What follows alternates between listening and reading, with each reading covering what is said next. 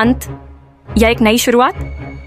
3 रहस्यमयी मौतें, नेहा, रोहित और अनिका के बाद वो घर हमेशा के लिए बंद कर दिया गया था। कहते हैं उस घर का पुराना आईना अब सिर्फ परछाई नहीं, आत्माएं दिखाता है।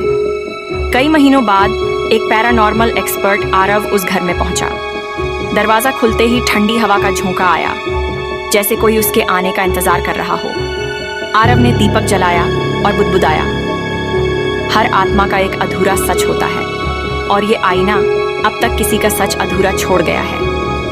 रात के 12 बजे उसने मंत्र पढ़ना शुरू किया।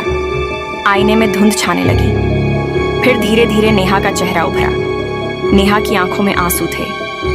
आरव, मुझे मेरे सच से आजाद करो। रोहित और अनिका निर्दोष थे। आरव चौंक गया। तो फिर ये सब कैसे हुआ?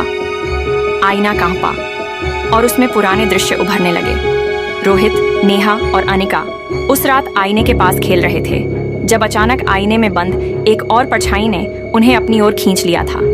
वो परछाई आईने में फंसी एक आत्मा थी, आरव की ही बहन आर्या, जो कई साल पहले उसी घर में गायब हुई थी। आरव के हाथ कांप गए। उसे अब सब समझ आ गया। वो घर, वो आईना और उन तीनों की मौतें, सब उसकी बहन आर्या की अधूरी आत्मा से जुड़ी थी। उसने कांपते हुए कहा, आर्या, मैं तुम्हें मुक्त करने आया हूँ। आईने से एक भयानक चीख निकली। कमरा हिलने लगा। दीपक बुझ गए। नेहा, रोहित और अनिका की आत्माएं आईने के भीतर चमकने लगी और फिर एक पल में सब रोशनी में विलीन हो गए। सन्नाटा छा गया। आईना अब बिल्कुल साफ था, बस उसमें आरव का चेहरा दिख रहा था, लेकिन उसके पीछे आर्या की हल्की मुस्कान थी। आरव मुस्कुराया। अब कोई आत्मा अधूरी नहीं, वो घर अब सुनसान है।